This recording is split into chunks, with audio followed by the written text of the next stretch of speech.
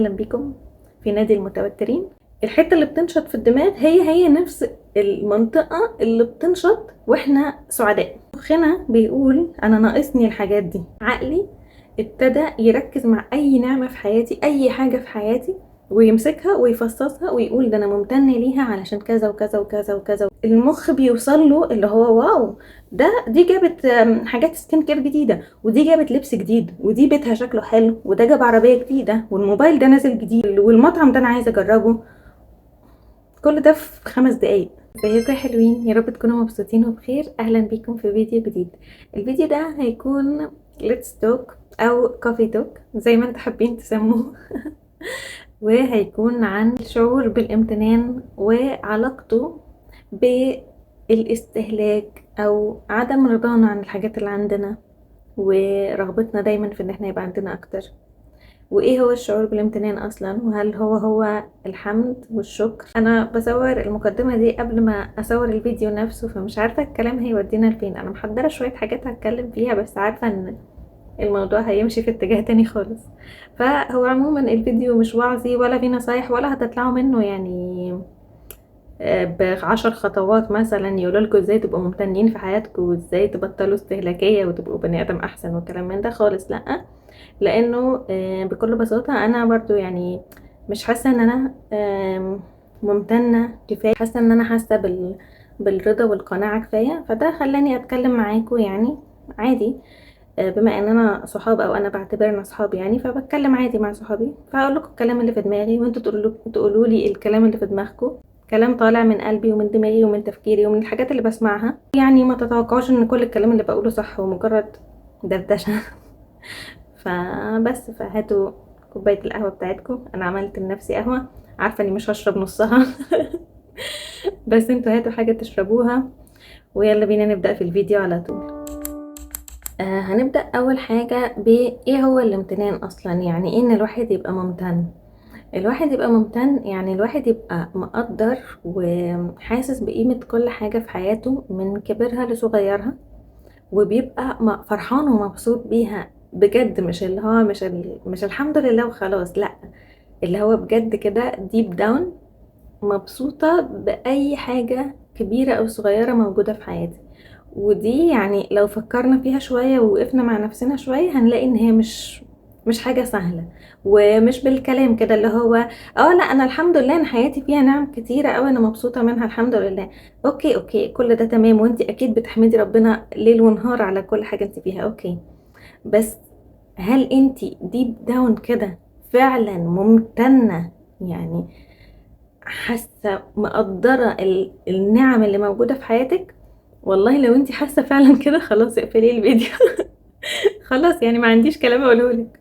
انما انا بتكلم للناس اللي هي عايزة يبقى فعلا مقدرة النعم. فعلا انا ممتنة لكوباية القهوة اللي انا بشربها، انا ممتنة لكوباية المية اللي انا بشربها.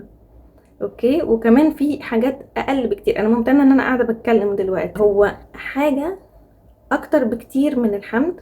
كده كده الحمد لله هو شعور داخلي بالتقدير والسعادة، السعادة تجاه اي حاجة، وشعور بان انا علشان ابقى مبسوطة مش لازم تحصل حاجة جامدة تفرحني، انا كده كده فرحانة ومبسوطة.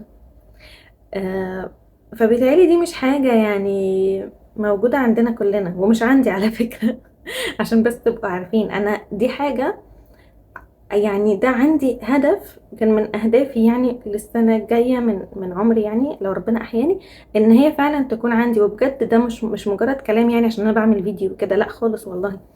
دي حاجه يعني انا نفسي ان انا اوصل لها، ان انا ابقى بصحى من النوم ممتنه ان انا صحيت من النوم مبسوطه اقوم ممتنه ان انا قمت من السرير، وهكذا. اللي هو انا ممتنه لاي خطوه، حرفيا خطوه صغيره بخطيها في حياتي وبخطيها في يومي. ف... فدي حاجه يعني مش عندي. انا مش بقول لكم ازاي توصلوا لها عشان انا وصلت لها، لا، هي انا بقول لكم ان انا نفسي اوصل لها، ونفسي كمان ان انا يعني اخد معايا ناس في طريقي بقى ونوصل لها سوا. فلو انتوا يعني فعلا حاسين ان انتوا ممتنين كل حاجة كبيرة وصغيرة في حياتكم مش مجرد كلام وخلاص، مش مجرد الحمد لله، الحمد لله انا في نعمة كبيرة الحمد لله. ايوه، ايه هي النعمة؟ يعني فسروا بقى النعمة. هو على فكرة ده جزء من الحمد، على فكرة ان انا اعدد النعم اللي ربنا انعمها عليا. فالحمد لله، اوكي ماشي، ليه؟ يعني بالظبط على ايه؟ علشان الحمد لله على شغلي، والحمد لله على بيتي، والحمد لله ان انا معايا فلوس، الحمد لله ان انا باكل وبشرب، الحمد لله على اهلي، وهكذا وهكذا. كل ده تمام، بس ده مش امتنان، ده اسمه حمد. ان انا بعدد النعم اللي في حياتي وبحمد ربنا عليها. شعور الامتنان بقى ده شعور داخلي عميق، ما بيجيش لوحده، بيجي بالبراكتس او بالممارسة. يعني ايه بالممارسة؟ يعني بمسك حاجة صغيرة من النعم اللي انا عددتها دي، واللي انتوا يعني اي حد يقدر يعددها، يعني مش لازم تكون حاجة عظيمة، يعني مجرد بس النعم اللي هي العادية المعتادة اللي احنا للأسف اعتدنا عليها، وحتى ما بقيناش بنحمد ربنا عليها anymore. فهنمسك بقى واحدة واحدة منهم. انا ممتن لشغلي ليه؟ انا ممتن لأهلي ليه؟ يعني انا ممتن ان انا عندي ابويا وبيعاملني كويس وبيحبني، والحمد لله ربنا يعني منعم عليه بعمره. في ناس تاني ما يعني باباها توفى ولا حاجة لا قدر الله. ف... فالحمد لله على نعمة الأب، الحمد لله على نعمة الأم، إن أمي بتحبني وبتسأل عليا وبتهتم بمصلحتي. في أمهات تانية وحشة وفي أمهات في السجن مثلا. الحمد لله إن أمي ست كويسة. فاهمين؟ يعني هنمسك كل نعمة من النعم دي ونعدد أنا ممتن ليها ليه، لأنها كانت ممكن تبقى أوحش بكتير. انا ممتنه لكوبايه الميه اللي بشربها علشان هي ساقعه. في ناس تاني بتشرب ميه سخنه، في ناس بتشرب ميه مش من الفلتر، في ناس بتشرب ميه مش كويسه، في ناس تانية بتشرب ميه ملوثه بقالها اكتر من سنه دلوقتي او داخله على سنه. في ناس تانية مش لاقيه الميه اللي تشربها اصلا بقالهم داخلين على سنه برضو. هي دي الفكره، ان احنا مش بس بنحمد ربنا ان انا الحمد لله انا بشرب ميه، لا، الحمد لله انا بشرب ميه ليه؟ علشان غيري مش لاقيها، علشان غيري مش لاقيها ساقعة، علشان غيري مش لاقيها رخيصة، علشان مليون حاجة وهكذا. يعني مش على المية بس ولا على الأب والأم بس، أنا بتكلم إن احنا الامتنان ده إن احنا نمسك النعمة ونتوغل فيها، اللي هو أنا ليه بحمد ربنا عليها.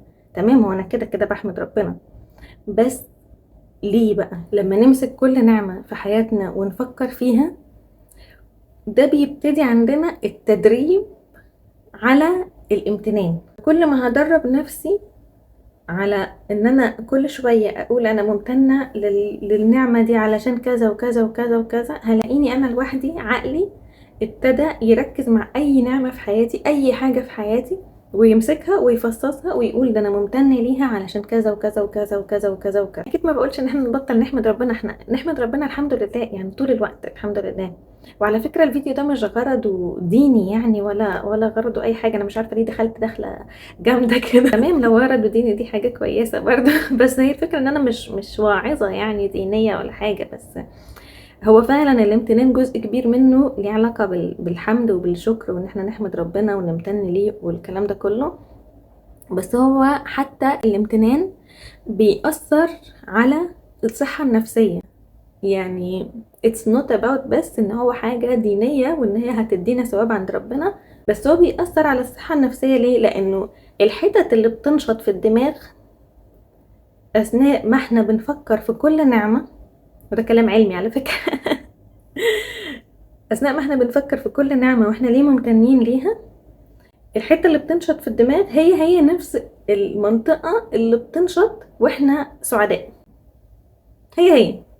فاحنا مخنا عبيط هو صحيح مخنا وبيفكر كتير وبيعمل كتير، بس هو عبيط بيضحك عليه بسهولة. فلو احنا نشطنا نفس المنطقة بتاعت السعادة دي بس بشعور تاني اللي هو شعور الامتنان، واللي انا اقدر اعمله عشان انا كل ما هبراكتس او كل ما هتدرب عليه كل ما هفضل اعمله كتير من غير ما اخد بالي، فهبقى سعيدة لان انا نشطت المنطقة بتاعت السعادة.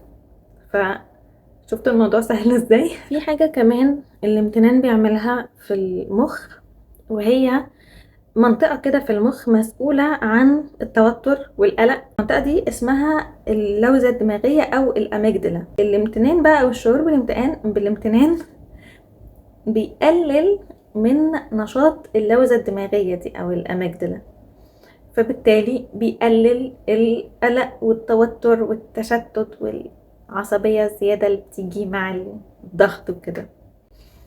اخر حاجة برضو ليها علاقة بالجسم وبالفسيولوجي بتاع الجسم، يعني هتبقى ممتنة لحاجة فهتقعد تفكر انا ممتنة للحاجة دي عشان كذا وكذا وكذا وكذا، والله يعني الحمد لله ده انا في نعمة كبيرة ومش عارفة ايه. واحنا بنفكر في التفكير ده دماغنا هيتشتت عن الحاجات اللي قلقان، فبالتالي انا لو عودت نفسي ان انا طول الوقت ابقى ممتنة للحاجات الصغيرة وطول الوقت اقعد افكر في الحاجات الصغيرة اللي في حياتي اللي انا فعلا ممتنة ليها، ده هيقلل من التوتر، وبالتالي هيقلل من هرمون كده بيتفرز في التوتر اسمه هرمون الكورتيزول، وده اللي مسؤول بقى ان هو يخلي التوتر ده حاجة مزمنة وضغط عصبي ونفسي علينا طول الوقت. وهيفهم كلامي طبعا الناس اللي بتتوتر كتير زيي، فأهلا بكم في نادي المتوترين. فنحاول كلنا بقى في الفترة اللي جاية نمارس الامتنان ونمارس الشعور بالامتنان عشان نحاول نقلل من التوتر بتاعنا ده. انا ايه بقى اللي خلاني اتكلم في الموضوع ده، او خلاني يعني انا قلت انه انا بتكلم في الموضوع ده عشان حاسة ان انا فعلا قليلة الرضا او قليلة الامتنان في الفترة الحالية. مش قليلة الرضا، يعني الحمد لله بحمد ربنا الحمد لله، بس هي الفكرة انه حسيت ان انا لما بحس اني في حاجة مش هقدر اعملها او حاجة مش هقدر اجيبها او حاجة مش هقدر انها تحصل لي، يعني حسيت ان انا بتعصب قوي واقعد واشتكي وليه بيحصل لي كده. وحسيت انه ده ليه علاقة كبيرة بان انا اعتدت النعم، يعني اعتدت الحاجات اللي حواليا في حين انها مش هي عادية، يعني بالنسبة لأغلب الناس دلوقتي طبعا اعتقاد خاطئ مننا انها عادية، يعني الاكل والشرب والنوم والصحيان والحياة اللي احنا بنطلق عليها حياة عادية دي مش عادية، هي نعمة. فانا حسيت ان انا مشكلتي ان انا اعتدت العادي ده، فخلاص ما بقيتش ابصله على انه نعمة وانا المفروض ابقى ممتنة ليها، وبقيت مستنيه حاجه اكبر تحصل وتفرحني. ملهاش اي كلام تاني تتوصف بيه غير انها حاجه وحشه. احنا المفروض نرجع نستيب باك كده او نرجع خطوه لورا ونبص على حياتنا ونشوف هل هي فعلا حياتنا دي ناقصها حاجات، ولا احنا اللي بيتهيألنا ان احنا ناقصنا حاجات. احنا فعلا يعني في اغلب الاحوال هتلاقوها لا مش ناقصها حاجه قوي، يعني احنا بس اللي بنستعبط شويه، او احنا بس اللي عايزين اكتر شويه، احنا اللي طماعين شويه برضو، عشان يعني ما نجيش على نفسنا قوي ونقعد نقول لا احنا اللي وحشين. ايه اللي خلانا نبقى وحشين كده؟ السوشيال ميديا بس، خلاص نقطه. خلاص زمان قبل السوشيال ميديا كانت الناس بتقعد تبص لبعضها ويشوفوا ده حياته عامله ازاي، ده بقى جاب لمراته سلسله ذهب، ده جاب عربيه جديده، ده جاب بيت جديد، ده جاب مش عارفه ايه. دلوقتي السوشيال ميديا خلت الموضوع ده اسهل بكتير علينا، مش مجرد بقى ان حد جاب بيت جديد وحد جاب عربيه جديده وحد مش عارفه ايه، احنا بقينا مفتوحين على عالم. هنمسك مثلا الانستجرام او التيك توك علشان هما اكتر حاجات يعني مشهورة وسريعة، وانا نقطة السرعة دي انا عايزة اتكلم عليها برضو. الانستجرام او التيك توك بيجيبوا لك فيديوهات صغيرة، والفيديوهات الصغيرة دي اكيد فيها حاجة حلوة، يعني اكيد فيها حاجة بتخدم شهوة من شهواتك اللي هي الشهوات العادية، يعني اللي هي الاكل بقى والشرب واللبس والاهتمام بالنفس والكلام ده كله. ما هو كل ده يعني كل ده يعني يعتبر شهوة، يعني اللي هو يعني مش لازم شهوة تبقى حاجة وحشة بس انا اقصد يعني يعتبر شهوة اللي هو ايه، يعني بتغذي الدافع الاستهلاكي عندنا، اللي هو يعني من الاخر كأنها طمع او جشع يعني. فاحنا بقى بنقعد نتفرج على الحاجات دي، مش بس بنشوف حاجة، احنا مش بنشوف حاجة، هي مشكلتها انها مدتها صغيرة. ففي مثلا ريل اتفرجت عليه دقيقة وراني واحدة وصل لها اوردر جديد، هي بقى طالباه، هي شارياه، مبعوت لها هدية، مش مشكلة، مش فارق معايا.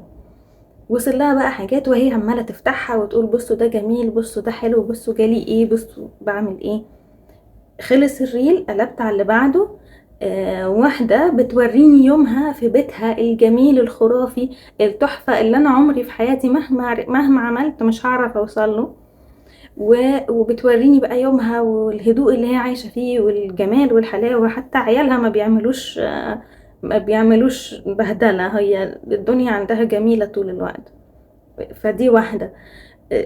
اللي بعدها مثلا حد بيوريني عربية جديدة جابها، اللي بعدها اعلان لموبايل جديد نازل، وهكذا. وبعدها اعلان لمطعم فاتح جديد والفود بلوجر قاعدة بتاكل او قاعد بياكل، وعمال بقى قدامه 9 اصناف من الاكل وعمال بياكلهم. انا في ظرف 4 دقايق شوفوا اتعرضت لحاجات قد ايه.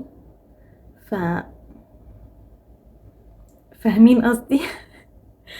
يعني شوفوا كمية الحاجات اللي انا اتعرضت لها. انا مش بقول لكم ان احنا نفسنا وحشة وان انا ببص على الناس دي واقول ايه ده انا نفسي يبقى عندي اللي عندهم، لا خالص والله. بس هو المخ بيوصل له اللي هو واو، دي جابت حاجات سكين كير جديدة، ودي جابت لبس جديد، ودي بيتها شكله حلو، وده جاب عربية جديدة، والموبايل ده نازل جديد، والمطعم ده انا عايزة اجربه. كل ده في 5 دقايق. فالسوشيال ميديا خلتنا مفتوحين وعينينا مفتوحة على العالم بطريقة وحشة قوي، وحشة بجد وحشة. فمن غير ما احنا ناخد بالنا مخنا بيقول انا ناقصني الحاجات دي، والحاجات اللي عندي دي حاجات عاديه، ما هي عند كل الناس. هو يعني الفود بلوجر اللي خارج بياكل ده، او اللي خارجه بتاكل، ما هي اكيد عندها بيت، واكيد بتشرب ميه، واكيد بتاكل، واكيد بتروح الشغل الصبح، وعادي. ما هي حياتها زي حياتي. الزياده عليها ان هي بتروح تاكل في المطعم الفلاني. التانية اللي هي بتفتح السكين كير، ما هي اكيد عندها بيت واكل وشرب، وبتنام وبتصحى، بس عندها هدايا مثلا بتجيلها، او هي قادرة تشتري الكريمات دي كلها والحاجات دي كلها، وهكذا بقى. فمخي عمال يوصل له اشارات طول الوقت انه انا ناقصني الحاجات دي، انا ناقصني الحاجات دي. ده غير بقى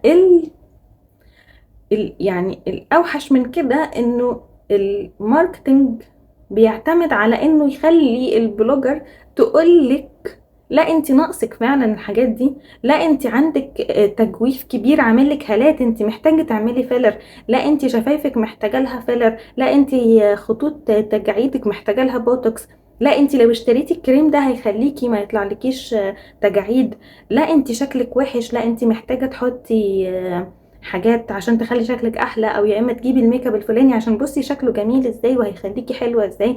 طب انتي مش هتعرفي تعملي الميك اب لوك ده غير لما تشتري الحاجات اللي انا بعرضها في الفيديو دي. طب انتي مش هتعرفي يبقى شكلك حلو كده غير لما تلبسي الهدوم اللي انا جايباها دي، فادي اللينكات بتاعتها وروحي اشتريها. يعني ما انا ممكن ان انا احط الميك اب اللي انتي حطاه بالحاجات اللي اوريدي عندي. انا ممكن ان انا اتقبل شكلي وما احتاجش ان انا اعمل بوتوكس او فيلر لو انا I can't afford it. انتي ليه بتكرهيني في شكلي؟ ليه بتخليني اخد بالي من التجويف اللي تحت عيني اللي مخليني عندي هالات؟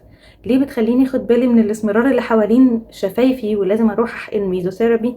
ليه بتخليني اخد بالي ان شفايفي صغيره ومحتاجه تكبر تتنفخ تبقى قد كده؟ ليه بتخليني اخد بالي ان انا الحبوب بتاعتي دي مش حاجه طبيعيه، وان الحقيقي ان لازم يكون وشي مفرود ومشدود وجميل وبينبض بالحياه كده؟ فهو ده يعني هو ده الماركتنج بيعتمد على كده، انه هيقولك انه انت شكلك وحش ومحتاجه تجيبي الحاجات دي عشان يبقى شكلك حلو. فالماركتنج اصلا معتمد على ان هو يكرهك في الحاجات اللي عندك، يكرهك في العادي بتاعك اللي هو مش عادي. فاحنا مش ذنبنا قوي ان احنا ساعات بنحس ان العادي بتاعنا ده عادي فعلا، وانه مش نعمة، وانه محتاجة حاجة اكتر عشان تحسسني ان انا مبسوطة. بس خلاص هو مش ذنبنا صحيح، بس احنا نقدر نوقفه. يعني اقدر ان انا اعمل انفولو حتى لو حد بحبه قوي. بس يعني مثلا انا هديكم مثال. انا لسه صحيح ما عملتلهاش انفولو، بس في بلوجر على الانستجرام حياتها جميله قوي وانا فعلا بحبها كشخص، يعني هي شخصيتها تحفه وما شاء الله عليها، بتعمل مليون حاجه في اليوم، ما شاء الله بجد ما شاء الله عليها. بس انا فعلا كل ما بتفرج على الستوريز بتاعتها بحس ان انا ما بنجزش اي حاجه في حياتي بجد. بتعجزني، بحس اللي هو انا صحيت الصبح عملت كذا وعملت كذا ووديت العيال الحضانه ورجعت خدتهم وفي النص عملت مشاويري، خلصت 1 و2 و3 و4 ورحت كمان بالليل خرجت مع صحابي ودخلنا سينما ورجعت نمت بدري الساعه 9 وصحيت تاني يوم الساعه 6 عشان انزل العيال المدرسه. ربنا يبارك لك. بس ان شاء الله هخلص الفيديو ده واعمل لها انفولو، لان هي بتحسسني ان انا اللي فيها حاجه غلط، مع ان هي طبيعيه وانا طبيعيه، بس يمكن هي ليفل الانرجي بتاعتها عالي شويه وانا يعني على قدي. او يمكن هي مثلا الفلوج اللي بتعمله ده ما بيبقاش كله في يوم واحد، ليها اسبابها. يعني انا مش متضايقه منها هي كشخص، انا متضايقه من التاثير اللي هي بتاثره عليا. فالحاجه اللي في ايدي ان انا اعمل لها انفولو. فاول حاجه نبدا بيها ان احنا نعمل للناس اللي بتاثر علينا سلبا دي نعمل لها انفولو، وناخد بالنا اصلا مين اللي بيأثر علينا سلبا. يعني لو انا هتكلم على دلوقتي علينا احنا كبنات بنقعد نتفرج على البلوجرز بتوع السكين كير والهير كير والبادي كير والحاجات دي، لو انت بتتفرجي على واحده كل يوم بتعمل انبوكسنج لمنتج جديد وبتشكر فيه وتقول لك لازم تجيبيه علشان هو غير لي حياتي، ومع انها لسه فاتحه دلوقتي حالا، فاعملي لها انفولو. اقل واجب، صح ولا ايه؟ انا مش بقول، والله مش بقول ان هو لازم كل حياتنا تبقى حاجات مفيده حاجات مفيده حاجات مفيده، ومفيش داعي للتفاهه ومفيش مجال للتفاهه وكده، مش ده قصدي. لان انا دايما مؤمنه، ودي حاجه فيا من زمان، يعني مش جديده عليا، ان انا مؤمنه بان خير الامور الوسط في اي حاجه. فوسطني الامور شويه، وفي دي بالذات ما توسطنيهاش، هاتيها على اليمين شويه. يعني كتري من المفيد وقللي من اللي مش مفيد. لو بتحبي فعلا تشوفي فيديوهات مشتريات، انا بحب اتفرج على فيديوهات مشتريات، بس انا حاولت اقلل منها تماما. يعني ممكن في الاسبوع او في الاسبوعين مره اتفرج على واحده بتعمل فيديو مشتريات، بس غير كده انا بطلت. اللي هو يا اسراء الحاجات دي بتاثر عليكي بالسلب، بتخليكي حاسه انك عايزه. انا دايما زمان كنت كل ما اتفرج على فيديو مشتريات اقوم داخله على نفس الموقع اللي البلوجر بتتكلم عليه واقعد احط حاجات في الكارت. مش لازم اشتريها يعني، بس اقعد احط حاجات اللي هو انا عايزه دي وعايزه دي وعايزه دي، وهي اتكلمت على دي فانا هجيبها، وهي اتكلمت على دي فانا هجيبها، ما انا معايا فلوس ما انا اقدر اجيب، وهي ايه انا هحط كده في الكارت واشتريهم بقى ايه النهارده بالليل او بكره كده ولا حاجه. وفي ناس على فكره اصعب مني كمان، في ناس ممكن تشتريها في لحظتها. فيعني انا كتر خيري ان انا كنت بحطهم في الكارت واقول ايه انا هشتريهم بكره بالليل ولا بكره الصبح ولا حاجه زي كده. ف كم واحده فيكم حصل معاها الموضوع ده، انها تتفرج على فيديو مشتريات تقوم داخله على طول على الموقع اللي البلوجر بتتكلم عنه، تكتب الحاجه اللي هي طلبتها عشان تروح تطلبها؟ طب هل انت لو ما كنتيش اتفرجتي على الفيديو ده، لو كنتي شفتي اي فيديو تاني، لو كنتي شفتي فيديو اي حاجه تانية، هل كنتي هتدوري على الحاجه دي؟ هل كنتي فعلا محتاجاها اصلا، ولا انت بس حسيتي انك محتاجاها عشان شفتي واحده تانية قالت عليها حلوه وان هي محتاجاها فعلا في حياتها؟ بغض النظر هي بتتكلم صح ولا مجرد بتعلن عن الحاجه، هنفترض ان هي بتتكلم صح وانها محتاجاها في حياتها، هل انت حياتك هي حياتها؟ هل انت احتياجاتك هي احتياجاتها؟ اكيد لا، اكيد لا. مش محتاجه كلام والله. ان شاء الله لو هي عندها ولدين وانت عندك ولدين، وهي عندها 44 سنه وانت عندك 44 سنه، استحاله تكون احتياجاتكم شبه بعض. استحاله. لو حياتك هي حياتها، لو انت جارتها، بص لو يعني مع حياتك هي حياتها وانت ساكنه جنبها بالظبط، استحاله هتكون احتياجاتك هي احتياجاتها. فحتى لو هي بتقول انا فعلا المنتج ده فادني جدا في حياتي، ما اروحش انا اجيبه على طول، اشوف الاول هيفيدني في حياتي ولا لا. دي نقطه من النقط اللي انا بس حبيت الفت انتباهكم ليها، لانها حاجه من الحاجات اللي ممكن فعلا نعملها عشان نقلل من تاثير الميديا او المشتريات او الحاجات دي علينا وعلى شعورنا احنا تجاه ما نملك. لانه بصي للي انت عندك الاول، شوفي انت عندك ايه، سواء هدوم سواء ميك اب سواء سكين كير، اكيد عندك حاجات، اكيد. وحتى لو ما عندكيش حاجات، طالما ما عندكيش حاجات يعني في العصر اللي احنا فيه ده، لو ما عندكيش حاجات يبقى انت مش قادره تشتري، يبقى خلاص ما تضغطيش على نفسك. خلاص استعملي الصابونه انك تغسلي بيها وشك وشعرك وجسمك، خلاص، واحمدي ربنا غيرك مش لاقي الصابونه على فكره. بس يعني بغض النظر، يعني لو انت مش قاحطه للدرجه دي وعندك شويه حاجات في البيت، خلاص انت عندك حاجات، خلاص عندك. فشوفي انت محتاجه فعلا حاجات تانية ولا لا. على فكره انا الكلام ده قد يبدو ان انا بنصحكم، بس انا والله بوجه الكلام لنفسي قبلكم. انا فعلا عايزه ابطل اشتري حاجات بناء على ترشيحات. انا حتى موضوع ان انا بقيت بعمل فيديوهات برشح لكم فيها حاجات وبريفيو حاجات وكده، خلاني بقيت بجيب حاجات وانا مش عايزه. يعني اخر مره لسه امبارح طلبت حاجات عشان في ناس جايين من مصر، فقالوا لي لو محتاجه حاجه فانا طلبت شويه كريمات ومزيلات عرق وحاجات كده عشان اجربها، عشان اقول لكم عليها، كريمات ترطيب للوش يعني وكده. بس انا حقيقي ما كنتش عايزه ما كنتش عايزه اجيب. بس لما فتحت وقعدت اقلب في الحاجه بقى واطلب، قعدت بقى ايه اشوف حاجات اكتر، قعدت اقول ايه طب ما اجيب البادي لوشن ده كده اجربه، طب ما اجيب مش عارفه ايه ده بقى اجربه.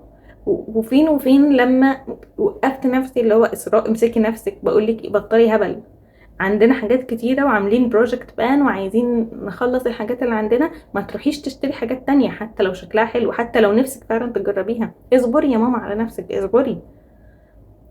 فمسكت نفسي بالعافية، ما مسكتش نفسي قوي بصراحة، يعني جبت شوية حاجات بس ما خرجتش بره، يعني انا حددت لنفسي كاتيجوري ما خرجتش بره الكاتيجوري دي، بس جبت فيها حاجات كتير برضو. فزي ما بقول لكم يعني انا لسه in the process. بس انا حاسه ان انا فكره ان انا بقيت بعمل الموضوع بقى بتاع ريفيو المنتجات وكده، ده حطني برضو في حته اللي هو ايه طب ما انا لازم اشتري حاجات كل شويه، ما هي كده الناس هتزهق، يعني ما هم هيعرفوا ان انا عندي 10 20 منتج، هيعمل ما هي كل فيديو بقعد اقول لهم ال 10 20 منتج 1 2 3 4 وخلاص وخلصنا، فلازم انوع برضو. ف يعني لسه ما عرفتش اوسطن الموضوع ده قوي، لسه عايزه افكر له في حاجه، بس ان شاء الله يعني هفكر في حاجه تخليني برضو ان انا ما بقاش باوفر سبند وباوفر بيرشس، علشان خاطر ان انا بس ايه انا بعمل ريفيوهات فلازم ابقى بقول للناس على كل حاجه ومش عارفه ايه. فانا الموضوع يعني بفكر فيه كتير لدرجه ان انا بفكر ان انا اغير محتوى القناه شويه، وفي النص اخلي فيه شويه حاجات اللي هو every now and then بجربها وبتخلص فبقول لكم رايي فيها. بس عايزه اغير محتوى التشانل، ما يبقاش كله مشتريات، حاجات خلصتها، حاجات جربتها، حاجات برشحها لكم. مش عايزه كله يبقى حاجات حاجات حاجات حاجات حاجات حاجات، انزلوا اشتروا، انزلوا هاتوا، خشوا اطلبوا، خشوا اعملوا اللينك تحت. مش عايزه كل الفيديوهات يبقى كده بصراحه.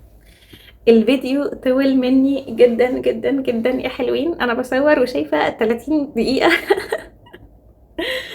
فربنا يستر. بس يعني الفيديو اسمه ليتس توك، فاللي داخل متوقع ان انا هقول كلمتين واقلب الدنيا، يعني اكيد لا، من امتى وانا بقول كلام بقلب بيه الدنيا وبمشي. في نقطة بس عايزة اتكلم عليها قبل ما اقفل، وهي نقطة ما تحرميش نفسك من حاجة، ما تخليش في حاجة في نفسك. الحاجات اللي هي شبه دي يعني. بصوا هو احنا بنصوم ليه في رمضان؟ مش عشان نحس بالفقرة، احنا بنصوم في رمضان عشان الاكل شهوة، واحنا بنمتنع عن الشهوة دي من وقت لوقت علشان خاطر نتحكم في نفسنا، عشان احنا لو اتبعنا شهواتنا هنبقى حيوانات. فربنا بيقول لنا لا انتوا مش حيوانات، عشان كده بنصوم نتعلم ان احنا نتحكم في شهواتنا في الفترة اللي هي من الفجر للمغرب. وكذلك الشراء شهوة، الاستهلاك شهوة، تندرج تحت الجشع والطمع. دي حاجة فينا كلنا، حاجة غريزية، احنا طماعين كلنا كبني ادمين، مفيش بني ادم مش طماع، احنا طماعين كلنا، وكل ما ناخد حاجة هنعوز اكتر، وكل ما نعوز اكتر هناخد يعني هنجيب اكتر وهنعمل اكتر، وكل ما يبقى معاكي فلوس اكتر هتعوزي حاجات اكتر. انا حسيت انها جملة بديهية قوي، كل ما بس قصدي انه مش بس عشان معاكي فلوس الحاجة يبقى انتي ما تحرميش نفسك يا شيخة، دلعي نفسك، لا لا، احنا منهيين في القرآن عن اتباع الهوى، والآيات كتيرة، بس أنا مش عايزة أقول الآيات علشان خاطر ما أنا مش عايزة أبقى واعظة دينية، بس في آيات كتيرة في القرآن I can name 3 ربنا بيقول لنا ما تتبعوش هواكم.